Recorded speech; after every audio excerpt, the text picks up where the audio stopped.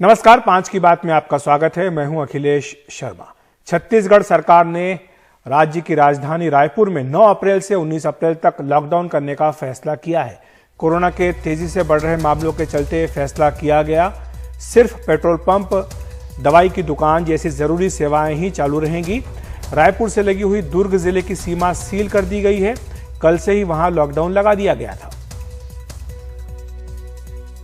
हमारे सहयोगी अनुराग द्वारी हमारे साथ फोन लाइन पर जुड़ रहे हैं। अनुराग, वैसे तो महाराष्ट्र में भी देश के सबसे अधिक मामले कोरोना के आ रहे हैं, लेकिन वहां पर इतना लंबा लॉकडाउन नहीं लगाया गया है, केवल वीकेंड लॉकडाउन है।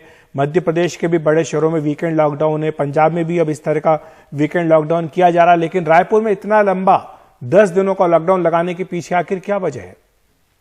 जी बिल्कुल अखिलेश जी, लगभग एक दिन में रिकॉर्ड 2821 मामले सामने आए हैं और पिछले 24 घंटे में रायपुर में 26 लोगों की जान चली गई, यानी लगभग हर घंटे में एक शख्स की मौत हुई है। जिसके बाद कलेक्टर एस भारतीदासन ने कहा कि राज्य की सभी सीमाएं सील रहेंगी, 10 दिनों का लॉकडाउन रहेगा और इस दौरान दूध वितरण के लिए भी वक्त निर्धारित होगा।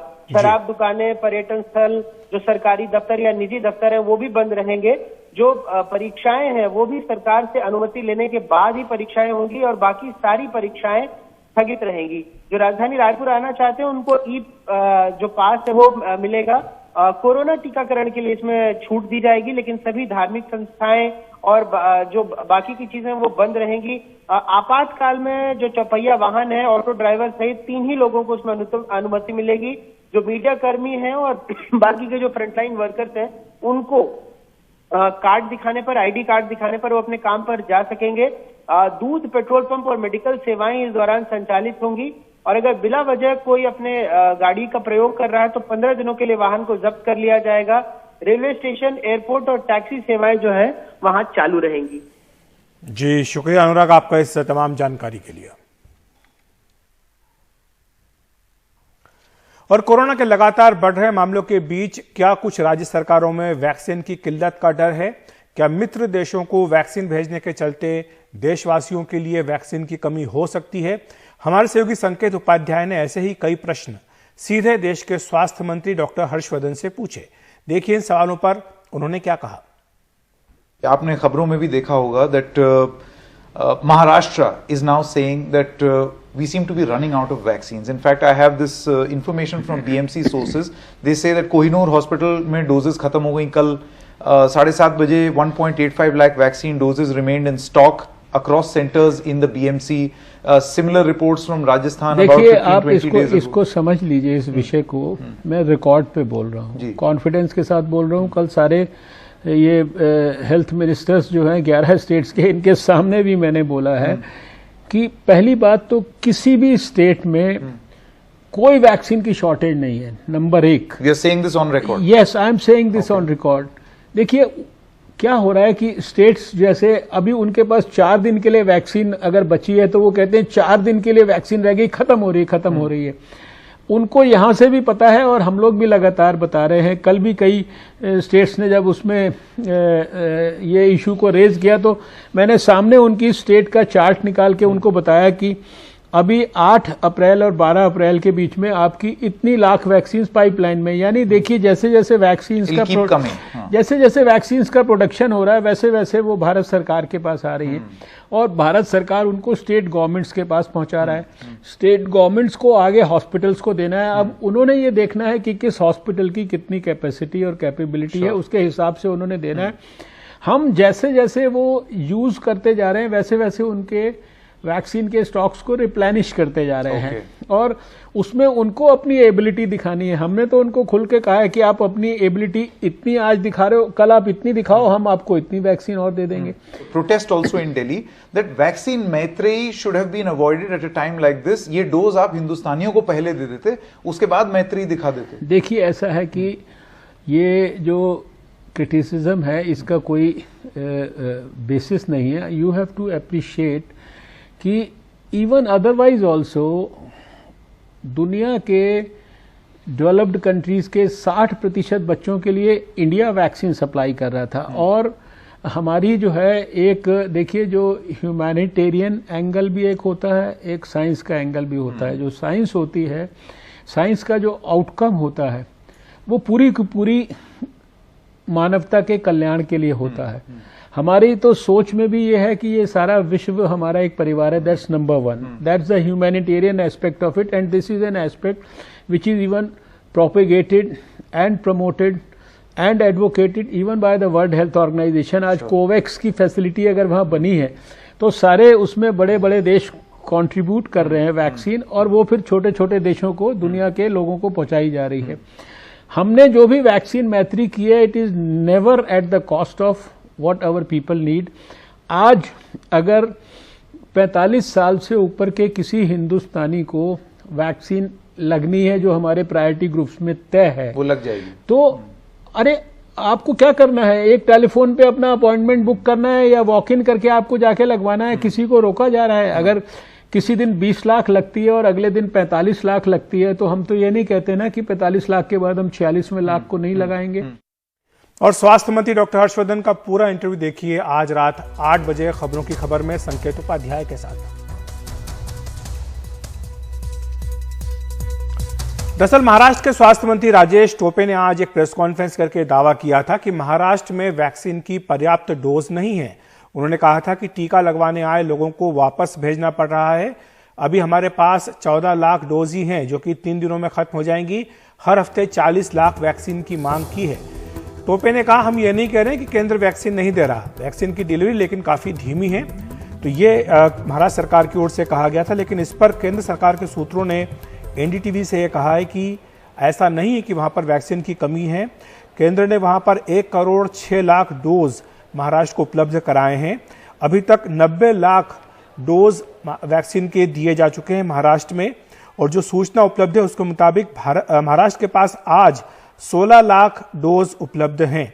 और इसके अलावा केंद्र आज जो है 7 लाख डोज भेज रहा है। तो इस तरह से कुल मिलाकर के 23 लाख डोज महाराष्ट्र के पास आज शाम तक होंगे। हालांकि मुंबई की मेयर किशोरी पेडनेकर ने भी कहा कि वहां पर वैक्सीन की कमी है। तो अभी वैक्सीन जो संख्या है, कल कोवैक्सीन का भी प्रॉब्लम है, कोविशील्ड का भी प्रॉब्लम है। कोवैक्सीन तो 1,76,000 कल था, अभी कितना है पता नहीं। तो कभी तो है, 2-3 दिन में सेकेंड राउंड वाले को भी देना मुश्किल हो जाएगा। और वैसे तो देश में तरह तरह की चीजों पर प्रोटेस्ट होते आए हैं, लेकिन आज पहली बार कोरोना टीकाकरण को लेकर के विरोध प्रदर्शन हुआ। आम आदमी पार्टी ने आरोप लगाया है कि केंद्र की बीजेपी सरकार ने अभी तक करीब 6.5 करोड़ वैक्सीन 84 देशों को एक्सपोर्ट कर दी, जबकि देश के ही सभी लोगों को ये वैक्सीन उपलब्ध नहीं है। इसे लेकर आम आदमी पार्टी ने आज अपने मुख्यालय से बीजेपी मुख्यालय तक विरोध प्रदर्शन किया। हालांकि इस दौरान आम आदमी पार्टी के ही कई कार्यकर्ता बिना मास्क या फिर मास्क नीचे किए हुए दिखाई दिए। और मुंबई के मलाड में ट्रेडर एसोसिएशन लॉकडाउन के विरोध में उतर आया है। उनका कहना है कि लॉकडाउन से उनका कारोबार और जीवन प्रभावित होगा, लेकिन विरोध प्रदर्शन के दौरान व्यापारियों ने मास्क पहनने और सोशल डिस्टेंसिंग पर जोर दिया। मैं federation of Mumbai retail cloth dealer association का सेक्रेटरी बोल रहा हूँ। मैं सख्त विरोध करता हूँ। हमारे फेडरेशन भी इस लॉकडाउन को सख्त विरोध करते हैं, और खास जानकारी हम लोग ये देना चाहते हैं कि सभी व्यापारियों को, सभी लोगों को ये खास विनती है कि लॉकडाउन का विरोध कर रहे हैं उसको सपोर्ट करें, और डिस्टेंसिंग, सोशल डिस्टेंस रख के विरोध करें, मास्क पहन के विरोध करें। लॉकडाउन का विरोध राजनेता भी कर रहे हैं। अमरावती से निर्दलीय सांसद नवनीत राणा ने कहा है कि वो लॉकडाउन के पक्ष में नहीं है। 2 दिनों में हम रोड पे उतरेंगे और ये लॉकडाउन का स्पष्ट शब्दों में मैं विरोध करती हूँ, क्योंकि इससे व्यापारियों को भी परेशानी है। व्यापारी अगर दुकान नहीं खोलेंगे, मजदूरों को पैसे नहीं देंगे, वर्करों को काम पे नहीं रखेंगे, किसानों को प्रॉब्लम है। किसान जो खेतियों में काम करते हैं ऐसे मजदूरों को प्रॉब्लम है। रोज जो मजदूर जाते हैं अपने लिए पैसा कमा के अपने परिवार को पालते हैं, उनके लिए समस्याएं। दिल्ली के बाद अब पंजाब में भी रात का कर्फ्यू लगा दिया गया है। पूरे राज्य में रात 9 बजे से सुबह 5 बजे तक कर्फ्यू लगा रहेगा। साथ ही राजनीतिक जमावड़े पर भी रोक लगा दी गई है। इसके अलावा शादी समारोह में खुली जगह पर अधिकतम 100 लोग शामिल हो सकते हैं, जबकि बंद जगहों पर अधिकतम 50 लोगों के ही जमा होने की इजाजत होगी। नियम तोड़ने वालों पर डीएमए और महामारी कानून के तहत सख्त कार्रवाई की जाएगी।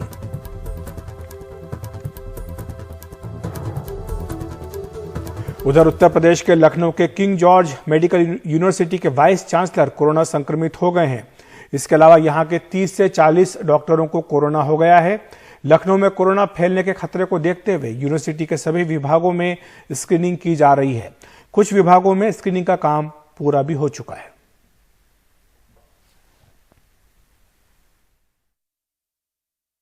संक्रमण के मद्देनजर किंग जॉर्ज चिकित्सा विश्वविद्यालय प्रशासन द्वारा विभिन्न विभागों में स्क्रीनिंग कराने का निर्णय लिया गया है।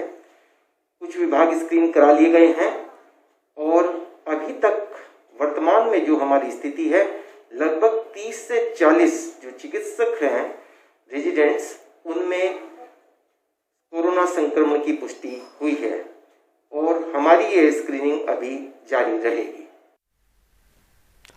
और एक बड़ी खबर आ रही है, स्वास्थ्य मंत्रालय से टीकाकरण की रफ्तार को बढ़ाने के लिए एक बड़ा फैसला किया गया है। 11 अप्रैल से देश भर के सभी निजी और सरकारी दफ्तरों में जहां पर कि 100 से अधिक कर्मचारी योग्य हैं टीका लगवाने के, वहां पर दफ्तर के अंदर ही टीकाकरण हो सकता है। तो ये 11 अप्रैल से करने का फैसला किया गया है। इसके लिए राज्य सरकारों को तैयारी करने के लिए स्वास्थ्य मंत्रालय ने अपनी ओर से कह दिया है। हमारे सहयोगी परिमल कुमार हमारे साथ जुड़ गए इस महत्वपूर्ण खबर पर चर्चा करने के लिए। परिमल, क्या जो योग्यता है यानी जो 45 वर्ष से अधिक है, ये क्राइटेरिया इसमें भी रहेगा? और ये जो फैसला किया गया है कि इसके बाद उम्मीद है सरकार को कि टीकाकरण की रफ्तार तेज होगी?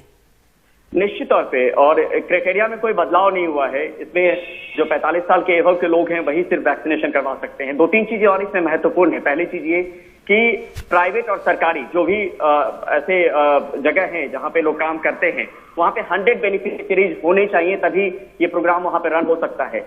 जो डिस्ट्रिक्ट मजिस्ट्रेट हैं वो इस बात को लेकर इंश्योर करेंगे कि कहां पर इसकी अनुमति देनी चाहिए। साथ में ये भी कहा गया है कि इससे जो डोजेज की बर्बादी हो रही थी उसमें कमी आएगी। दूसरी नंबर चीज ये कि इसकी रफ्तार, जो टीकाकरण की रफ्तार है, वो जो है वो बढ़ेगी। और साथ में लोगों को ट्रैवल नहीं करना पड़ेगा, क्योंकि ये माना है इस ऑर्डर में स्वास्थ्य मंत्रालय ने कि कई लोग हैं जो 45 से 59 साल के लोग दफ्तर में हैं, इनफैक्ट 65 साल के लोग भी दफ्तरों में काम कर रहे हैं, तो उनको ये सुविधा वहीं पर क्यों ना मुहैया करवा दी जाए। क्योंकि कोशिश ये है कि क्योंकि हमने इस बीच में भी आंकड़े देखे, 45 से ज्यादा लोगों में जो मौत की जो रिपोर्ट आ रही है वो कभी 90% के आसपास आ रही है बीते कुछ वक्त में। तो ये पैमाना बनाया गया था, पैमाने में कोई बदलाव नहीं हुआ है, लेकिन ये जरूर हुआ है कि 100 लोग, कम से कम 100 बेनिफिशियरीज होने चाहिए। एलिजिबिलिटी क्राइटेरिया वही है। जो डिस्ट्रिक्ट मजिस्ट्रेट है वो इस बात को इंश्योर करेंगे कि कहां पे ऐसा वैक्सीनेशन सेंटर बनना चाहिए।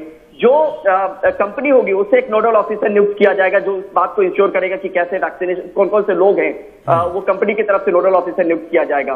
साथ में ये भी कहा गया है कि इसमें परिवार के लोग जो हैं, जो एलिजिबिलिटी क्राइटेरिया में आते होंगे, उनका वैक्सीनेशन वहां पे मुमकिन नहीं है। वही उन्हीं लोगों का वैक्सीनेशन हो सकता है जो सिर्फ उस दफ्तर में काम करने वाले लोग होंगे। तो ये तमाम चीजें अभी बड़ी खबर आई है और कोशिश यही कि स्वास्थ्य मंत्रालय जो बार बार वैक्सीनेशन की तेजी को लेकर बात कह रहा है, अब ये कोशिश की जा रही है कि आपके पास तक वैक्सीनेशन या टीकाकरण का जो प्रोग्राम है वो आपके द्वार पे आ जाए, आपके पास आ जाए, ताकि आपको कोई दिक्कत ना हो। बिल्कुल बड़ी खबर है और स्वास्थ्य मंत्रालय ने फैसला किया है कि 11 अप्रैल से देश भर के निजी और सरकारी कार्यालयों पर ही टीकाकरण हो जाएगा, लेकिन शर्त यह है कि कम से कम 100 कर्मचारी उसके योग्य होने चाहिए। बहुत बहुत शुक्रिया परिमल आपका इस तमाम जानकारी के लिए। वक्त एक ब्रेक का। पश्चिम बंगाल में 3 चरण के चुनाव हो चुके हैं। अब भी दलों ने अब चौथे दौर के लिए अपना प्रचार तेज कर दिया है। गृह मंत्री अमित शाह आज अलग अलग चुनाव क्षेत्रों में रोड शो कर रहे हैं। पहला रोड शो उन्होंने सिंगूर पश्चिम में किया, फिर हावड़ा के जगदीशपुर पहुंचे। वहीं मुख्यमंत्री ममता बनर्जी ने कूच बिहार में रैली की, जबकि उत्तर प्रदेश के मुख्यमंत्री योगी आदित्यनाथ ने जलपाईगुड़ी से ममता सरकार पर हमला बोला। योगी आदित्यनाथ ने कहा कि बंगाल की जनता टीएमसी से मुक्ति चाहती है। आश्चर्य होता है, चाय बागान में कार्य करने वाले लोगों को आज तक जमीन का पट्टा नहीं दिया गया है। ममता दीदी से यही पूछना चाहते हैं, अपना गुस्सा प्रधानमंत्री मोदी जी पे मत उतारिए, अपना गुस्सा भाजपा पे मत उतारिए। अपना गुस्सा उतारना था इन 10 वर्षों में भ्रष्टाचार पर उतारती, टीएमसी की गुंडागिर्दी पर उतारती, लूट खसोट करने वाले लोगों पर उतारती, तो बंगाल का हित भी होता, टीएमसी का हित भी होता, लोग आपको सम्मान देते। लेकिन आपने इधर ध्यान नहीं दिया। आज इसका परिणाम है बंगाल की जनता अब टीएमसी से मुक्ति चाहती है, पूरी तरह मुक्ति चाहती है। उधर गृह मंत्री अमित शाह ने आज 4 रोड शो किए। दीमजूर में रोड शो करने के बाद उन्होंने एक रिक्शा चालक के घर पर दोपहर का खाना खाया।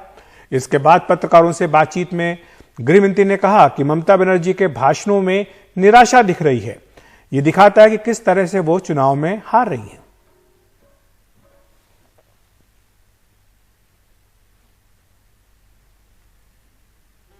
भारतीय जनता पार्टी का निश्चित रूप से आकलन है कि हम 63 से 68 सीट जीतकर बहुत बड़ी बढ़त तृणमूल कांग्रेस, कम्युनिस्ट और कांग्रेस पार्टी पर बनाए हुए हैं। 2 मई को जब काउंटिंग होगी तो बंगाल के अंदर 200 से ज्यादा सीटों के साथ भारतीय जनता पार्टी की सरकार बनेगी। तृणमूल की नेता ममता बनर्जी का फ्रस्ट्रेशन उनके भाषणों में, उनके वक्तव्यों में और उनके बिहेवियर में, तीनों दृष्टि से उजागर हो रहा है। ये फ्रस्ट्रेशन बता रहा है कि भारतीय जनता पार्टी का विजय हो रहा है। वहीं हावड़ा के शिवपुर विधानसभा क्षेत्र से अंतर्राष्ट्रीय क्रिकेट से राजनीति में आए मनोज तिवारी तृणमूल कांग्रेस के उम्मीदवार हैं। इनसे बात की हमारे वरिष्ठ सहयोगी मनोरंजन भारती ने। मनोज तिवारी हैं, इंटरनेशनल प्लेयर रह चुके हैं, लेकिन अब चुनाव के मैदान में दूसरे पिच पे खेल रहे हैं। सर, आप क्रिकेट का पिच था ये और ये एक राजनीति का पिच है, किसका बाउंसर ज्यादा भारी था लगता है अभी? देखिए, बाउंसर तो देखिए 3-4 तरीके से खेल सकते हैं आप, ठीक है। एक अच्छा बाउंसर हो तो छोड़ सकते हैं, मारने वाली हो तो कट मार सकते हैं। अभी तो कीपर के ऊपर से भी मार सकते हैं और छोड़ भी सकते हैं, नीचे भी मार सकते हैं, मतलब चारों तरफ मार सकते हैं। डिपेंड करता है किस तरह का गेंद आए। और मेरे को नहीं लगता कि सामने वाले दल में कोई ऐसा बॉलर है जो कोई दिक्कत हमें दे सकती है। हमारी माननीय मुख्यमंत्री तीसरी बार मुख्यमंत्री बनने जा रही है, इसमें कोई संदेह नहीं है। क्या चीज़ ऐसी थी जो आपने ये ऑफर स्वीकार किया कि हाँ मैं अब चुनाव लड़ूंगा? सबसे पहले तो अग्निकन्या, हमारी बंगाल की जो अग्निकन्या है हमारी ममता बनर्जी, जो लड़ाई की अनुप्रेरणा है, उनके लिए मैं आया हूं, उनका हाथ मजबूत करने के लिए। और इस समय मजबूत करने आया हूं जब हमारे दल के कुछ नेता, जो गद्दार जिसे हम कह सकते हैं, वो दीदी को छोड़ के इस मौके पे चले गए। इसलिए एक महिला को हराने के लिए इतने नेताओं जो झूठे वादे करके अपना हमारा देश चला रहा है, उन नेता उस तरफ चले गए हैं। इसलिए दीदी को मैं बचपन से ही बहुत मानता हूं, जब से होश संभाला हूं राजनीति के मैदान में, तब से उनको श्रद्धा करता हूं और अग्निकन्या के साथ हमेशा से रहना चाहता हूं, क्योंकि मेरा ये जन्मभूमि है और कर्म भूमि है और मरूंगा भी इसी मट्टी में। इसीलिए मैं दीदी को हमेशा साथ दूंगा, चाहे कुछ भी हो जाए। मैं तो 2-3 महीने पहले तक यही जानता था कि सिर्फ खिलाड़ी लोग पिच में शतक बनाते हैं, लेकिन 3 महीना पहले पता लगा पेट्रोल भी शतक बनाने लगा है। और इसके साथ डीजल भी 80 रन पे बैटिंग कर रहा है और गैस का तो बात ही छोड़ दीजिए। तो मतलब एक तरफ है झूठे वादे करके सत्ते पे आने के बाद फिर भी कोई काम नहीं करना। आप अगर पहले जो वादा किए थे 15 लाख का, वो अगर आप हमारे देश में, देशवासियों में अगर बांट देते, उसके बाद आप जितना भी डील करें, जितना भी सुरक्षा बढ़ाना है बढ़ा लीजिए। हालांकि मेरे हिसाब से जरूरत नहीं था इस समय पे। एक लास्ट का सवाल है, आपके एक कलीग हैं अशोक डिंडा, वो भी चुनाव मैदान में दूसरी पार्टी से हैं। कल्याण चौबे हैं, फुटबॉलर रह चुके हैं, गोलकीपर इंडिया की तरफ से, वो भी है। तो उनको क्या कहना चाहिए एज ए प्लेयर, हालांकि वो अलग दल में है? डिंडा से मैंने पूछा तो उन्होंने कहा कि आप और वो इकट्ठे बहुत साल खेले हैं बंगाल, बहुत साल खेले हैं, भारतीय टीम के लिए भी एक साथ खेला हूँ। लेकिन ये राजनीति के मैदान में कोई दोस्ती यारी नहीं। जब राजनीति का खेल खत्म हो जाएगा उसके बाद दोस्ती यारी चलेगा। और शुभकामनाएं तो नहीं दे सकता हूँ राजनीति के मैदान में, क्योंकि वो एक विपक्षी दल में है। हम चाहते हैं जितना से ज़्यादा हम लोग सीट आसन लेके बंगाल में सरकार बना के बंगाल की अग्निकन्या को तीसरी बार मुख्यमंत्री बनाना है कि नहीं भाई लोग? बनाना है कि नहीं? ममता बनर्जी, ममता बनर्जी, ममता बनर्जी। बिहार के मधुबनी जिले में होली के दिन 5 लोगों की हत्या के मामले में अब सियासत उबाल पर है। तेजस्वी यादव ने कहा कि लोग मर रहे हैं और मुख्यमंत्री ने अब तक कोई प्रतिक्रिया नहीं दी है। उन्होंने कहा कि नीतीश कुमार अपराधियों को संरक्षण दे रहे हैं और अपनी कुर्सी बचाने में लगे हैं। ये स्थिति हो गई है क्योंकि बिहार में अपराधियों की बहार है, क्योंकि भैया नीतीश कुमार है। आश्चर्य की बात है कि एक पुलिस अधिकारी तक, चाहे एसपी हो, डीएसपी हो या आईजी हो, वो अब तक परिवार के लोगों से मुलाकात नहीं की, चाहे डीएम साहब हो। अब नीतीश कुमार जी का वर्किंग जो स्टाइल रह गया है, भले ही चोर दरवाजे से मुख्यमंत्री बने हों, लेकिन एक ही जात के और एक ही जिला तक वो सिमट करके रह गए। इस नरसंहार मामले में जब हमारी परिवार के लोगों से बात हुई, पीड़ित परिवार के लोगों से, तो उनका कहना यह है कि जो डीएसपी है, जिसके ऊपर अभी जांच करने की जिम्मेवारी है, सेना संगठन जो चलाने का काम करता है, उससे काफी अच्छे ताल्लुकात हैं। दिल्ली हाईकोर्ट ने मास्क लगाने को लेकर एक बड़ा फैसला किया है। उसने कहा है कि अकेले कार अगर आप चला रहे हैं तो भी मास्क पहनना जरूरी है, क्योंकि वाहन को भी सार्वजनिक स्थल माना जाएगा। कार में अकेले सफर करने पर मास्क नहीं लगाने पर आप पर चालान हो सकता है। यह आपकी खुद की सुरक्षा का मामला है, ये दिल्ली हाईकोर्ट ने कहा है। यह भी कहा है कि आपकी सुरक्षा के लिए ही सरकार नियम लेकर के आई है कि मास्क अनिवार्य है। मास्क दरअसल एक सुरक्षा कवच की तरह है, ये दिल्ली हाईकोर्ट ने कहा है। हाईकोर्ट का मानना है कि महामारी की चुनौती बहुत बड़ी है, टीका लगा हो या ना लगा हो, लेकिन मास्क जरूरी है। और वहीं इंदौर में 2 पुलिसकर्मियों ने एक युवक की पिटाई सिर्फ इसलिए कर दी क्योंकि उसने मास्क ठीक से नहीं पहना था। बताया जा रहा है कि फिरोज गांधी नगर का रहने वाला युवक ऑटो चालक है। वह अपने पिता को टिफिन देने अस्पताल जा रहा था। ऑटो चालक ने बताया कि उस समय उसका मास्क लगा हुआ था, लेकिन नाक से थोड़ा नीचे था। इस पर 2 पुलिसकर्मियों ने उससे जबरदस्त तरीके से मारपीट शुरू कर दी।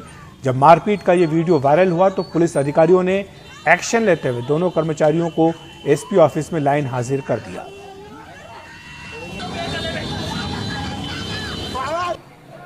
और वहीं उत्तर प्रदेश के आजमगढ़ से भी कुछ ऐसी ही तस्वीरें सामने आई हैं। यहां कोरोना गाइडलाइन को लेकर चलाए जा रहे अभियान के दौरान एक बाजार में पुलिस वालों ने एक व्यापारी के साथ जमकर बदसलूकी की। मास्क नहीं पहने होने की वजह से उसे घसीटते हुए दुकान से निकाल दिया गया। पिटाई की गई और जबरदस्ती खींचकर पुलिस की जीप में बैठाकर थाने ले जाया गया। इस घटना से यहां के व्यापारी वर्ग में काफी गुस्सा है और पुलिस के खिलाफ प्रदर्शन किया गया।